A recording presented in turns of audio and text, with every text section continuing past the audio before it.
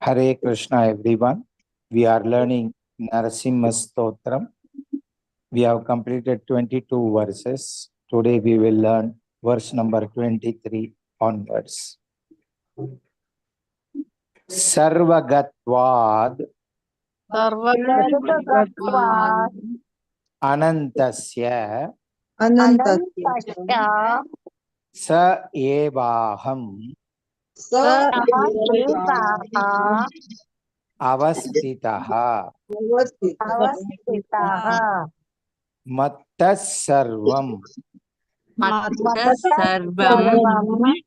Aham Sarvam Mai Sarvam Sanatane.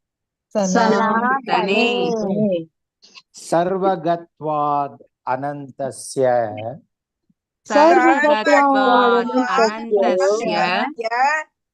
Sa Evaham Avastitaha Mattas Sarvam Aham Sarvam Mai Sarvam Sanatane.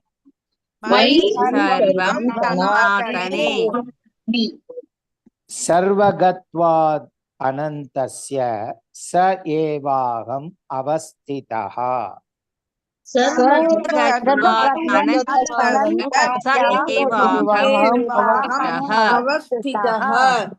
Mattas Sarvam Aham Sarvam Mai Sarvam Sanatane.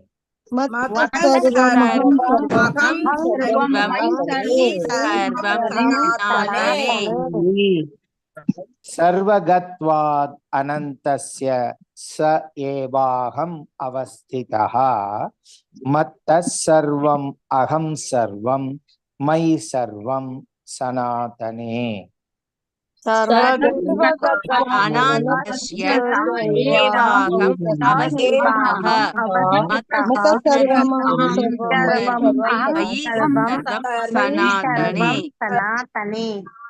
Translation.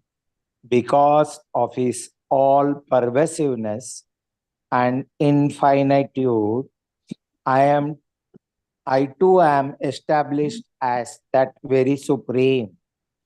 All things arise from me. I am all things, and all things dwell eternally in me.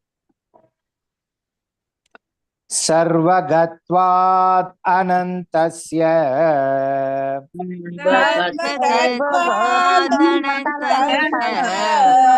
Sarvagatvat Anantasya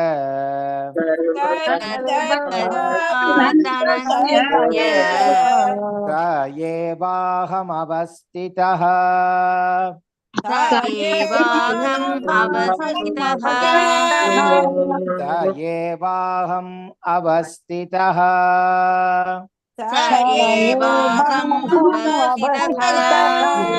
Mattas Sarvam Aham Sarvam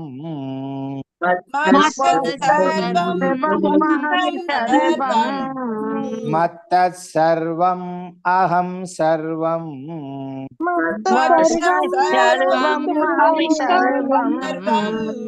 Mai Sarvam Sanatane.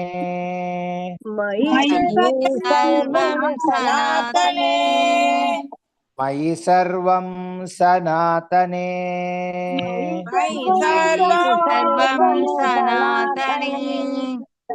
Sarvagatvat Anantasya Sa Evaham Avastitaha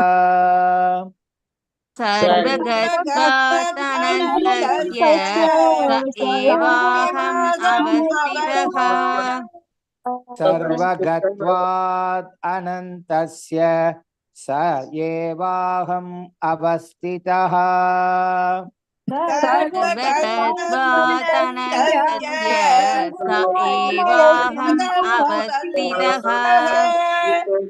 Mattas Sarvam Aham Sarvam Mai Sarvam Sanatane.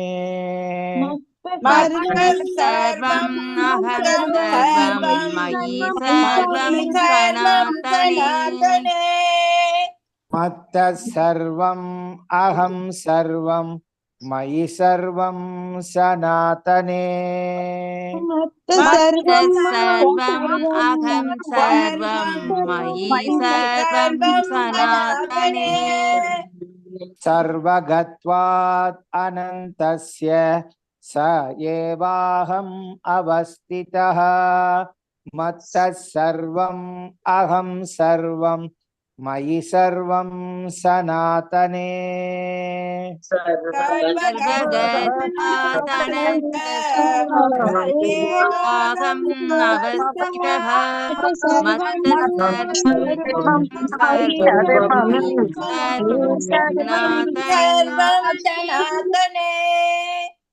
सर्वगत्वात् अनन्तस्य स एवाहमवस्थितः मत्तः सर्वम् अहं सर्वं मयि सर्वं सनातने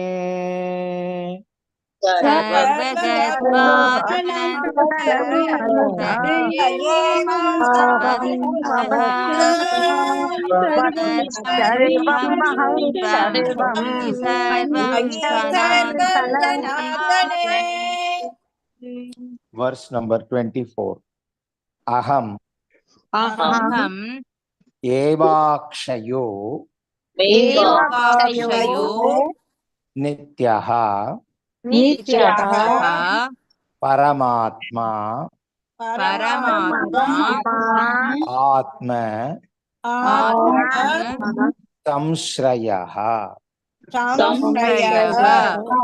brahma samyoha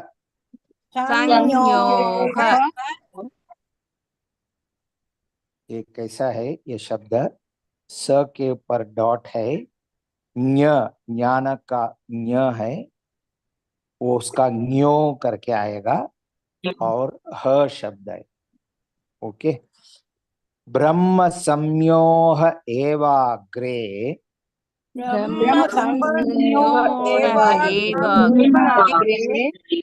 तथान्ते च पर पुमान्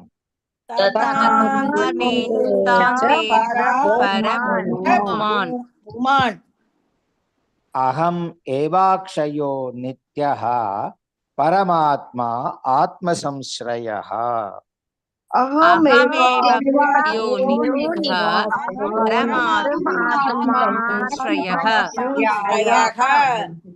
ब्रह्म संयोह एवाग्रे तथा तथान्ते च वेट प्लीज ब्रह्म संयोह एवाग्रे तथान्ते च परपुमान्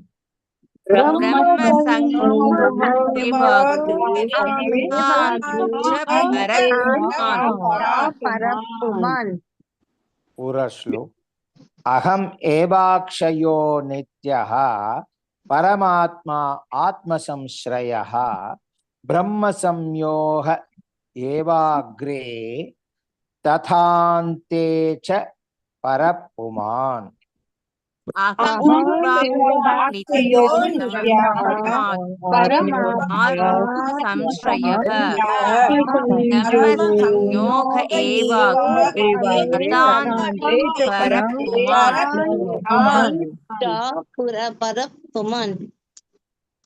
I alone am the imperishable, the eternal, the supreme self, the refuge of all souls. Before creation and after dissolution, I alone am the supreme person known as Brahman. Aham evakshayo nityah.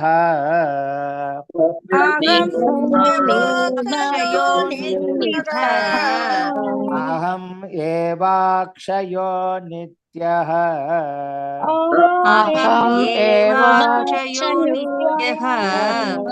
Paramatma atma samshrayah. परमात्मा आत्मसंश्रयः परमात्मा आत्मसंश्रयः परमात्मा आत्मसंश्रयः ब्रह्म संयोग एवाग्रे ब्रह्म संयोग एवाग्रे ब्रह्म संयोग एवाग्रे ब्रह्म संयोग एवाग्रे तथान्ते च परपुमान् तदान्ते च परपुमान् तथान्ते च परपुमान् तदान्ते च परपुमान् अहम् एवाक्षयो नित्यः परमात्मा आत्मसंश्रयः अहम् एवाक्षयो नित्यः परमात्मा आत्मसंश्रयः ब्रह्म संयोग एवाग्रे तथान्ते च परपुमान् ब्रह्म संयोग एवाग्रे तदान्ते च परपुमान् ब्रह्म संयोग एवाग्रे तथान्ते च परपुमान् ब्रह्म संयोग एवाग्रे तदान्ते च परपुमान् अहम् एवाक्षयो नित्यः परमात्मा आत्मसंश्रयः ब्रह्म संयोग एवाग्रे तथान्ते च परपुमान् एवाक्षयो नित्यः परमात्मा आत्मसंश्रयः ब्रह्म संयोग एवाग्रे तदान्ते च परपुमान् अहम् एवाक्षयो नित्यः परमात्मा आत्मसंश्रयः ब्रह्म संयोग एवाग्रे तथान्ते च परपुमान् अहम् एवाक्षयो नित्यः परमात्मा आत्मसंश्रयः ब्रह्म संयोग एवाग्रे तदान्ते च परपुमान् थोड़ा नीचे जो इति श्री विष्णु पुराणे इति Shri विष्णुपुराणे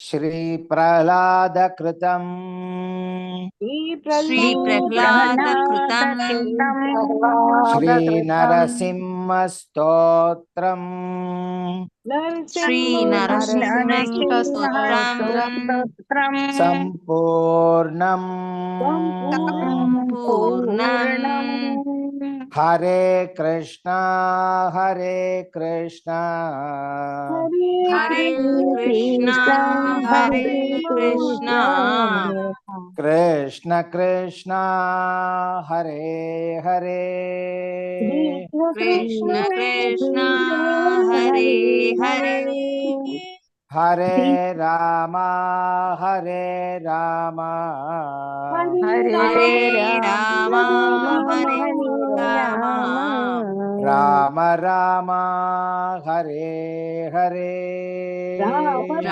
Ram Hare Hare One more time, whatever shloka I chanted, I will revise once. Just listen. Today's shloka. Verse number 23. Sarvagatvat anantasya sayevaham avastitaha mattas sarvam aham sarvam mayi sarvam sanatane. Verse 24.